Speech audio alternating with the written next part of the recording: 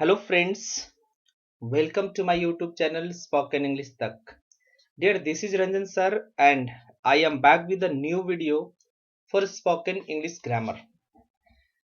Dear, as you know, we have been learning sentences and kinds of sentences and types of sentences, and I hope you must have learned all these sentences, types and kinds.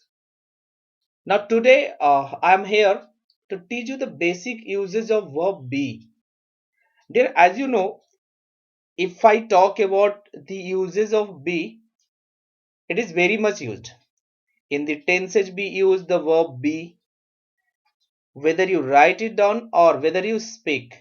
The verb be is very essential in the English language. So dear, we will learn and we are going to learn this in today's video.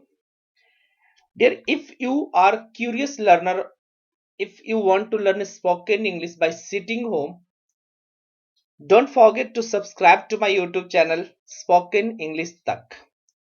And one more information, if you want to learn grammar or a standard grammar, you can subscribe to my channel English with Ranjan sir. So let's begin.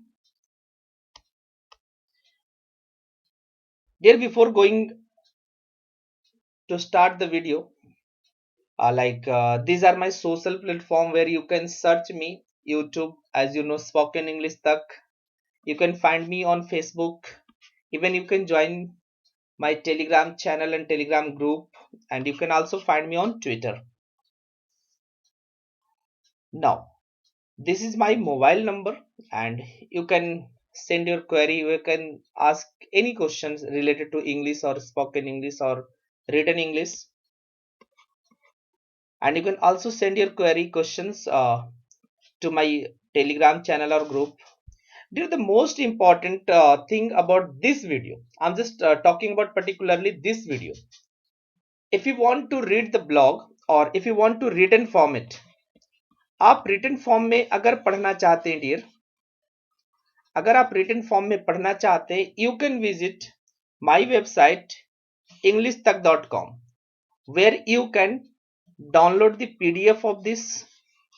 इसका आप PDF भी download कर सकते हैं and you can read it out. आप वहां पर चीजें पढ़ सकते हैं. आई थिंक कि जहां मैं वीडियो में बता रहा हूं जो भी चीजें, इससे आप ज्यादा डिटेल में वीडियो में सॉरी पोस्ट में आप पढ़ सकते हैं. तो डियर, ब्लॉग या आप पीडीएफ को डाउनलोड करना चाहते हैं तो इसके लिए आपको जाना होगा englishtak.com. तो डियर चलिए, अब जैसे हम बात करते हैं कि अगर हम किसी से भी पूछे, जैसा हमने क्या करा है कि जो भी पोस्ट हमने लिखा ना, सारा कंटेंट वहीं से निकाल के उसका मैं वीडियो बना रहा हूं. तो जैसे हम पूछते हैं किसी से कि अंग्रेजी बोलना है या बोलना सीखना चाहते हो, आई थिंक 99% लोग यही सोचते हैं. If they are Hindi, if they are from Hindi background, they speak yes, I want to speak English. Now there are so many channels on YouTube. I'm not talking about anyone, but I promise you I will speak less Hindi as much as I can. मैं कोशिश करूंगा speak English कि मैं English ही बोलूं, so that you will become habituated of speaking English. Now, simple thing is that if you want to learn English and if I'm a teacher and I'm teaching you spoken English and if I speak Hindi, is there any chances, is there any chances क्या ये तो खुद अंग्रेजी या हिंदी बोल रहा है, how can he teach teaches us sorry how can he teach us English, ये हमें इंग्लिश कैसे पढ़ा सकता है? This is the biggest problem I have faced. I also watch so many videos on YouTube. Now they are just giving you multiple tips and like several tips or many tips to make you expert in English, but they don't speak English. I'm not telling anyone, just I'm trying to speak English. And if I'm teaching here spoken English, just I try my level best to speak English. Reason behind, you must know, if I teach English, you will be influenced. Otherwise, if I speak Hindi, you won't be influenced. So, हमने post जो लिखा है, खैर छोड़िए उस बात को. हमने जो पोस्ट लिखा है जस्ट वहां से मैंने कॉपी पेस्ट करके यहां से लिखा, और ये पूरा का पूरा कंटेंट मैंने कहीं से कॉपी नहीं करी है. रिमेंबर दिस थिंग, जो मेरे मन में है and what I teach in my spoken English class और in the basic English learning section, वही चीजें मैंने यहाँ पर लिखा है। Using is am are in English. देखिए अगर हम बात करते इज एम आर लिखने की, ठीक है, आई थिंक ये थोड़ा सा गलत हिंदी वर्ड लिखा हुआ है। देखिए ये सबसे मेन हेल्पिंग लाइक काफी इंपॉर्टेंट हेल्पिंग वर्ब हो जाता है अगर आप एम इज आर की बात करते हैं। और अगर आपके पास वर्ब की नॉलेज काफी अच्छी है, देखिए इंग्लिश का ना दो तरीका है सीखने का। अगर मैं बात करूं तो मैं बीच बीच में थोड़ा सा टॉपिक चेंज कर दे रहा हूं कि हमें ना शब्दों का नॉलेज काफी अच्छा होना चाहिए। It means if you no a word inside out, it means आप किसी भी वर्ड को काफी अच्छे तरीके से जानते हैं। It means a word can be used in different veg. एक ही वर्ड को कितने तरीके से डिफरेंट डिफरेंट तरीके से यूज किया जा सकता है। And if you know the rule और if you know the concepts how the a word can be used in different ways, तब आपकी अंग्रेजी जो लेवल है ना और जल्दी बढ़ेगा। तो आज हम लोग जो पढ़ेंगे एम इज आर के डिटेल यूजेज पढ़ेंगे। काफी बेसिक लेक्चर है, काफी बेसिक चीजें हैं, ये हम जानते हैं एम इज आर, बट कुछ चीजें आपको यहाँ पर मिलेगी जो शायद इंपॉर्टेंट हो। शायद आप अगर शुरू कर रहे तब तो मैं बोलूंगा without speaking just watch all the videos. जो भी हमारी वीडियोज है ना सारे बिना स्किप किए हुए आप देखिए। चलिए तो डियर आज हम जो देखने वाले इज एम आर इंग्लिश भाषा में सबसे ज्यादा प्रयोग होने वाला वर्ब है। आई होप आप इस चीज को मानते होंगे कि like if you see a children reading English, is am are वहां पे आता है। If you want to speak English, is am are आता है। तो मतलब ये सबसे ज्यादा इंपॉर्टेंट फैक्टर है। और थोड़ा सा मैं यहाँ पे डिटेल चीजें भी बता दूं। एक्चुअली ये जो मैंने स्टार्टिंग में बोला ये बी वर्ब का पार्ट है। इट मीन्स कहने का मतलब हुआ there is a verb called be और इसके पार्ट होते हैं एम, इज, आर एंड एक होता है हमारा वॉज और वर। ठीक है, प्राइमरी वर्ड्स हमारे यही होते हैं, बाकी इसमें बी भी होता है, बीइंग भी होता है, बीन भी होता है, ये सारे होते हैं। बट अभी हम सीखेंगे एमिजार के बारे में लेटर और हम लोग वाजवर के बारे में सीखेंगे। ठीक है, तो आज हम सिर्फ आपको ये नहीं कि सिर्फ हम आपको ट्रांसलेशन सिखाने वाले हैं। ठीक है, हम यहाँ पर आपको स्ट्रक्चर सिखाएंगे, उसके पीछे का लॉजिक भी सिखाएंगे कि why we use is am are, हम इज एम आर का इस्तेमाल क्यों करते हैं। नाउ सबसे पहले तो मन में यही आता है कि if you are going to use is am are, कब करते हैं, क्यों करते हैं। सिर्फ ऐसे नहीं कि ये लाल है, ये हरा है, ये लड़का है, ये लड़की, हम यूज कर देंगे। What are they showing, actually वो शो क्या कर रहे हैं। If you do not know तो सिर्फ आप एक पर्टिकुलर 10 सेंटेंसेज आपको बता दिए गए, just you are able to translate these sentences, सिर्फ उतने ही ट्रांसलेट कर पाएंगे आप sentences. So I have written here is am are का प्रयोग तब करते हैं जब किसी व्यक्ति वस्तु की विशेषता या किसी व्यक्ति की पेशा या अवस्था या अस्तित्व, समय, मौसम आदि के बारे में बताना हो। देखिए काफी वर्सटाइल होता है वर्ब। अगर if I talk about is am are बहुत चीजें बताता है। सबसे पहले तो आप एक चीज याद रखें कि इससे हमें क्वालिटी बताई जाती है। किसी भी व्यक्ति की अगर हम क्वालिटी बता रहे तो हम क्वालिटी बताने का काम इज एम आर से करते हैं। किसी भी तरह का क्वालिटी प्रेजेंट में, remember one thing, just we are talking about present time. And one more thing, ये किसी व्यक्ति की पेशा बता सकता है। पेशा मीन्स व्हाट, प्रोफेशन। देखिए बेसिकली ये ना मैं हिंदी मीडियम वालों के लिए खास करके पोस्ट मैंने लिखा है, सो वहीं से कंटेंट है सारा। अवस्था या अस्तित्व बताना हो, अवस्था मीन्स दैट कैन चेंज, जो चेंज हो सकता है उसे हम अवस्था कहते हैं। अस्तित्व नहीं बदलता किसी का। ठीक है, अस्तित्व जनरली बोलते भी बदल भी जाता होगा। ठीक है, तो हम अवस्था और अस्तित्व मतलब इसको हम बोल सकते हैं in the English language state and existence. अगर किसी की स्टेट और एग्जिस्टेंस बतानी हो तब हम इज एम आर का इस्तेमाल करते हैं। If you want to tell the time, अगर आप टाइम बताना चाहते हो, अब टाइम तो बहुत सारे होते हैं। ठीक है, इनफाइनाइट टाइम है, बट उनके नाम भी हम लोग, टाइम को भी हमने नेम्स रख दिया है। ठीक है, तो वो सारी चीज बता सकते हैं। आप मौसम के बारे में बता सकते हैं। तो सबसे पहली बात है कि अगर हम ट्रांसलेशन सीख रहे हैं इज एम आर से करना, that we generally use in our spoken English, तो इसका प्रयोग जानना बहुत जरूरी है कि अगर हम कहाँ यूज करेंगे। Readymade sentences I am not going to give you कि just I will give you some readymade sentences and you have to remember कि ये 500 सेंटेंसेज याद कर लो और आप अंग्रेजी बोलना शुरू कर दोगे। आई am not just giving you this sentences. I am here to try my level best to make you translate these sentences, कि आप इस sentences को translate करो rather than I will make the sentences, मैं नहीं sentence बनाऊंगा, you can. So now next, remember one thing कि अगर हम, चूंकि हिंदी मीडियम को मैं ज्यादा सपोर्ट कर रहा हूं यहाँ पे, तो यहाँ पे देखिए कि इज एम आर को अगर हम हिंदी से एंड कराएं, मतलब अगर सेंटेंस के एंड की बात हो तो एंड में जनरली ये है आएगा, हूं आएगा, है आएगा या हो आएगा.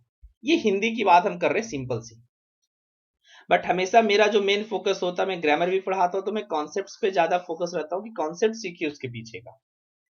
सब्जेक्ट आई के साथ एम लगाते हैं, ये चीज आपको पता है. ही शी इट के और या कोई किसी व्यक्ति का नाम हो या कोई सिंगुलर नाउन हो, तब इनके साथ इज का प्रयोग करते हैं हम. वी यू दे या दीज दोज या कोई भी प्लूरल नाउन होगा तो इनके साथ हम आर का यूज करते हैं. तो कोई भी प्लूरल नाउन हो जाए, या हम वी की बात कर रहे हैं या यू की बात कर रहे हैं या दे की बात कर रहे हैं, तो यहां पर हम आर का इस्तेमाल करते हैं. ठीक है. अब हम बात करते हैं कि when you want to make a sentence, तब उसके लिए हमें स्ट्रक्चर की जरूरत पड़ती है. Just I will explain what the structure is. ये स्ट्रक्चर आखिर होता क्या है.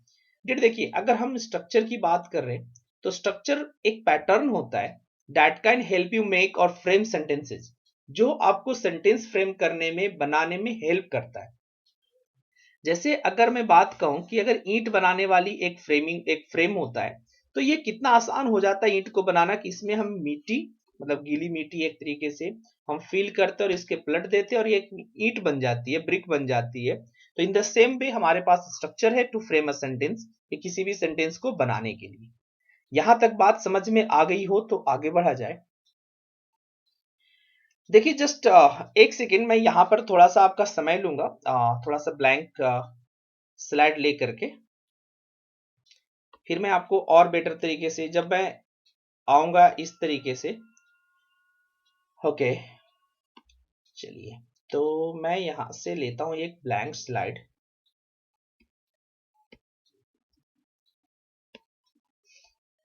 देखिए मैं हर चीज को क्लियर करते चलूंगा, ऐसा नहीं है कि मैं सिर्फ अधूरा बताऊंगा कि चलिए इतने में काम चल जाएगा. देखिए अब मैंने ये ब्लैंक स्लाइड लिया, सिर्फ इसी के लिए लिया ब्लैंक स्लाइड कि मैं आपको अच्छे से स्ट्रक्चर्स वगैरह के बारे में समझा पाऊं. तो देखिए जब हम बात करते हैं स्ट्रक्चर की, just we are learning uses of am is are, और ये बेसिक यूज है. इस बात का ध्यान रखेंगे आप कि हम अभी just we are talking about basic uses of am is are, कि एम इज आर का बेसिक यूज क्या होगा. ठीक है. सबसे पहली बात कि जब हम स्ट्रक्चर फ्रेम करेंगे तो स्ट्रक्चर में चाहिए क्या. स्ट्रक्चर में हमें चाहिए सब्जेक्ट, क्योंकि वर्ब हमारे पास फिक्स है कि हमें एम इज आर ही लगाने हैं. अब देखेंगे यहां पर आपके मन में आ रहा होगा कि सर एम इज आर लगा दिए तो यहां पर क्या सब ऑब्जेक्ट आएगा या कुछ और आएगा. तो डियर इस बात का ध्यान रखेंगे कि यहां पर सिर्फ और सिर्फ आप नॉन और एडजेक्टिव लिख सकते हैं. ठीक है, थोड़ा एस बड़ा हो गया, इसको तरीके से छोटा कर देते हैं. ठीक है, नॉन और एडजेक्टिव लिखते हैं. अब इस केस में समझिए कि इनको हम कहते हैं कंप्लीमेंट. ये क्या कहलाएंगे, कंप्लीमेंट कहलाएंगे, जो एम इज आर के मीनिंग को पूरा करेंगे. ठीक है, यहां पर ऑब्जेक्ट हम नहीं लिख सकते. व्हेन वी लर्न टेंस, ठीक है, तब हम लोग ऑब्जेक्ट के बारे में जानेंगे.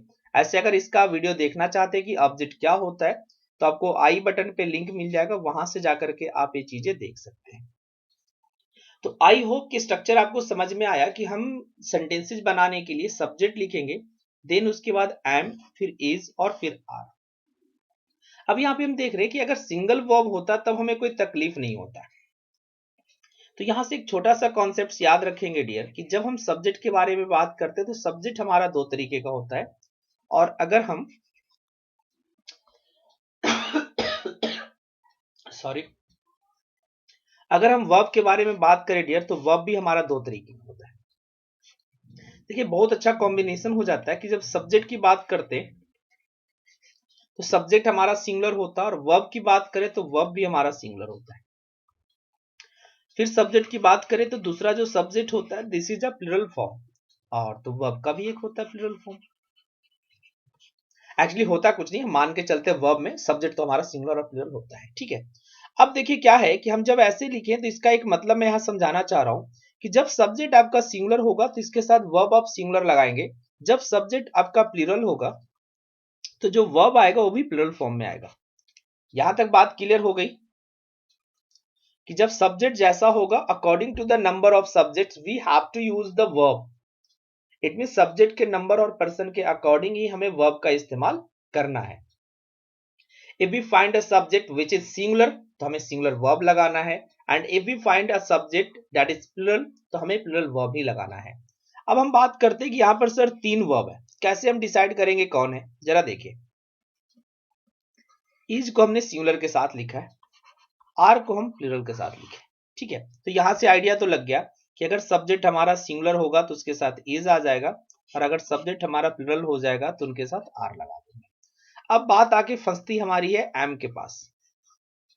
तो देखेंगे आई अपने आप में एक यूनिक सब्जेक्ट होता है, ऐसे भी आई इंपॉर्टेंस देने वाला सब्जेक्ट होता है। तो यहां पर ध्यान रखेंगे कि जब हम एम की बात कर रहे हैं तो ये सिर्फ अकेला आई के लिए फिक्स्ड है, ठीक है। ये सारी चीजें डियर आप रीड कर सकते हो हमारे ब्लॉग पे, डिस्क्रिप्शन में आपको लिंक मिल जाएगा, उस पोस्ट का पर्टिकुलर मिल जाएगा, जिस पोस्ट पे ये मिलेगा आपको, ठीक है। आप वहां से जाकर के इसे रीड कर सकते हैं।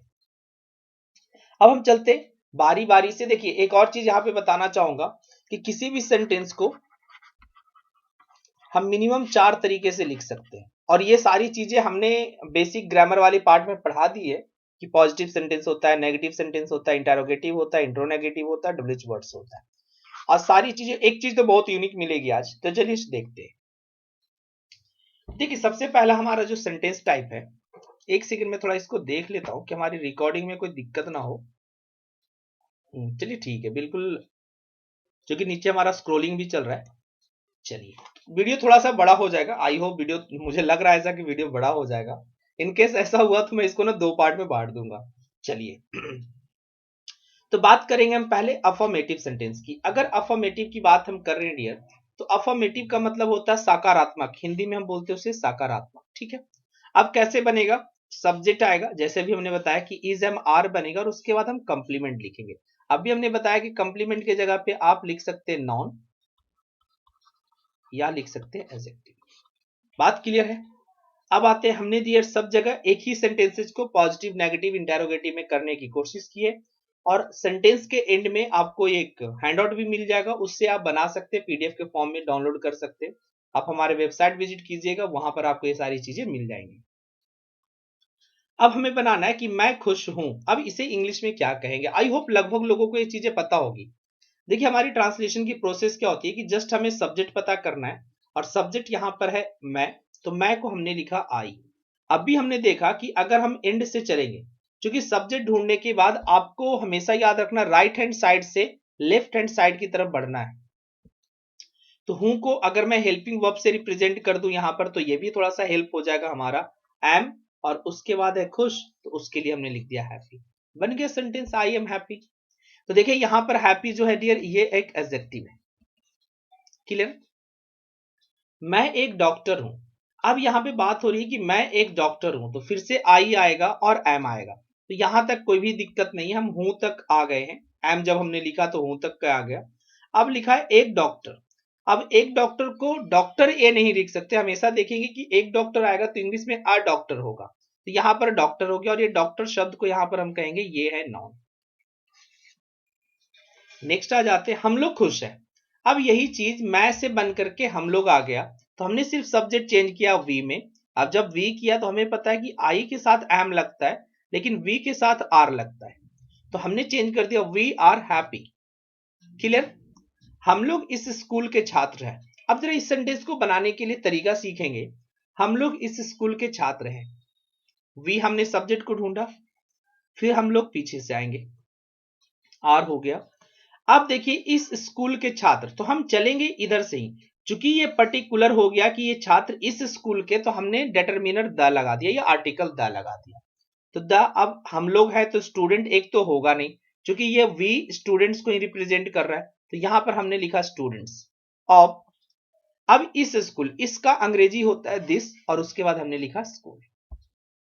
बात समझ में आ गई तो हम आगे बढ़ते हैं। आप समझदार हैं। हम इन्हें कैसे अंग्रेजी करेंगे? आपके लिए हम यू लिखते हैं। अब यू के साथ अभी हमने देखा कि यू के साथ आर लगाएंगे। अब यू के साथ थोड़ी सी कहानी भी जान लीजिए। यू अपने आप में सिंगुलर और प्लूरल दोनों होता है, लेकिन वर्ब इसके साथ इस स्ट्रक्चर में सिर्फ और सिर्फ आर आएगा। चाहे उससे आप एक को रिप्रेजेंट कर रहे हो या एक से अधिक को रिप्रेजेंट कर रहे हो, वर्ब जो आएगा वो हमेशा प्लूरल फॉर्म में ही आएगा। ठीक है, जो आर होगा। आर हो गया, ठीक है यहां तक। फिर इसके बाद है समझदार। समझदार को इंग्लिश में हम कहते हैं सेंसिबल। ठीक है, चलिए फुल स्टॉप। आप लोग भारत के निवासी हैं। अब देखिए यहां पर आप था तो भी यू था, लेकिन अब हमने लिखा कि आप लोग भारत के निवासी हैं। अब यहां पर समझने वाली बात है कि आप लोग लिख देने से यू चेंज नहीं हो जाएगा। यू का मतलब ही आप होता है और यू का मतलब ही आप लोग होता है, या यू का मतलब तुम होता है और यू का मतलब तुम लोग होता है। अब वर्ब भी इसके साथ अभी हमने सीखा कि भाई सब्जेक्ट ये रिप्रेजेंट एक को करे या ये एक से अधिक को करे। इनके साथ जो वर्ब आएगा वो आर आएगा। तो you are the citizens of India. अब हमने कैसे करा? आर यहां से आया, फिर से भारत के निवासी, तो हम इसे ट्रांसफॉर्म कैसे करेंगे? इसी तरीके से निवासी पहले होगा तो सिटीजन्स बोलेंगे। फिर काके की जब हम रिलेशन बनाते हैं, ठीक है, जब भी हम एक नॉन से दूसरे नॉन का रिलेशन अगर हम बता रहे हैं तो दोनों के लिए प्रेपोजिशन ऑफ का इस्तेमाल करते हैं। और इसको डायरेक्ट ऑफ मत बोलिएगा। ऑफ का मतलब होगा ओ एफ एफ। इसका जब हम बोलेंगे तो ओ एफ है, तो इसको हम ऑफ बोलने की कोशिश करेंगे इस तरीके से, ऑफ, ये वाला ऑफ नहीं। नेक्स्ट आते हैं, वह सुंदर है। अब वह का मतलब होता है शी। ठीक है, अब सुंदर के लिए दो वर्ड है। अगर शी एक लड़की, क्योंकि शी हम लड़की के लिए इस्तेमाल करते हैं, तब तो हमने ब्यूटीफुल लिख दिया। लेकिन अगर यही एक लड़का होता तो उसके लिए हम हैंडसम लिखते हैं। क्लियर? चलिए नेक्स्ट हम बात करते हैं डियर कि वह सुंदर है, हो गया। वह अंग्रेजी बोलने में अच्छी है। अब यहां पर एक चीज समझने वाली बात है कि वह अंग्रेजी बोलने में अच्छी है, इसका मतलब है कि she is good at speaking English. तो देखिए आज हमने सीखा, मैं सोच रहा था कि सारे स्ट्रक्चर्स एक ही दिन पढ़ा दूंगा, लेकिन सारे स्ट्रक्चर्स एक दिन पढ़ाने से वीडियो बड़ा हो जाएगा और आपको शायद उतना मजा भी नहीं आएगा। पहले हम इस सेंटेंस को क्लियर करते हैं, फिर हम आगे बढ़ते हैं। वह अंग्रेजी बोलने में अच्छी है। अब हम इसको कैसे बनाएंगे? शी सब्जेक्ट हो गया, बैक साइड से आएंगे, है के लिए हमने इज लगाया। अब अच्छी, अच्छी को हम बोलते हैं गुड। और जब भी कोई सब्जेक्ट के बारे में, कोई पर्टिकुलर सब्जेक्ट के बारे में होगा तो हमेशा याद रखेंगे कि गुड के साथ एट आएगा। एक्चुअली इसका मतलब होता है किसी चीज का एक्सपर्ट होना, किसी सब्जेक्ट में एक्सपर्ट होना। ठीक है, तो हमने लिखा गुड और ये हमेशा एट लेके आएगा। अब एक बात और यहां से ध्यान रखेंगे कि जब हम बात करेंगे प्रेपोजिशन की, तो प्रेपोजिशन के साथ वर्ब की आईएनजी फॉर्म आएगी। तो हमने लिखा अब बोलना, बोलना एक वर्ब है, तो वर्ब को हमने स्पीकिंग कर दिया और उसके बाद आ गई अंग्रेजी, तब हमने लिखा इंग्लिश। देखिए काफी बेसिक से मैंने ये कोशिश करी है कि जितने सारे चीज हो, छोटी छोटी जानकारी, वो सारा मैं आपको दूं। इनकेस थोड़ा बहुत भी आपको दिक्कत लगे कि सर नहीं ये चीजें हमें समझ में नहीं आई या समथिंग वैसा, ठीक है, तो मैं टाइम देख लेता हूँ एक बार, अदरवाइज मैं इसको 23 मिनट हो गया, हमें तो पता ही नहीं चला 23 मिनट का टाइम हो गया। तो ऐसा करते हैं कि हम इसके आगे की जो क्लासेज होंगी ना इनकी, वो हम बाद में देख लेंगे। ठीक है, चलिए, क्योंकि हम इसमें एक तरीके से आपको चाह रहे हैं कि बिल्कुल ढंग से आप सीख लें। ठीक है, बिल्कुल ढंग से, ऐसा ना हो कि कोई भी चीज छूट जाए, बिल्कुल आप ढंग से सीख ले। एंड आई होप कि चीजें बिल्कुल EasyMR का बेसिक यूज समझ में आया होगा। तो इसको आप देखने के लिए, ठीक है, क्योंकि इसके वीडियोज मैं सीरीज में लेकर के आ जाऊंगा, एक पहला पार्ट हो गया एमिजार का। आप इसको पढ़ने के लिए हमारे वेबसाइट को विजिट कर सकते हैं। वेबसाइट मैंने अभी आपको बताया कि www.englishtak, TAK, ठीक है, ये हमारा वेबसाइट है। यहां पर जाकर के आप PDF डाउनलोड कर सकते हैं, englishtak.com। यहां पर जाकर के इस वीडियो के रिगार्डिंग आप पूरा पोस्ट पढ़ सकते हो। रिटन पोस्ट है, पूरा का पूरा पोस्ट पढ़ सकते हो। आप चाहो तो वहां से PDF भी डाउनलोड कर सकते हो। आई होप डियर वीडियो आप सभी को पसंद आया होगा। तो वीडियो को लाइक शेयर करना वीडियो को ना भूलें, और चैनल को सब्सक्राइब करके बेल आइकन प्रेस जरूर कीजिए, और दोस्तों के बीच में ज्यादा से ज्यादा शेयर जरूर कीजिए। जितना मैक्सिमम हो दोस्तों के बीच में इसे शेयर जरूर कीजिए। चलिए डियर, मिलेंगे हम एक नए वीडियो में, तब तक जाते जाते जय हिंद, जय भारत।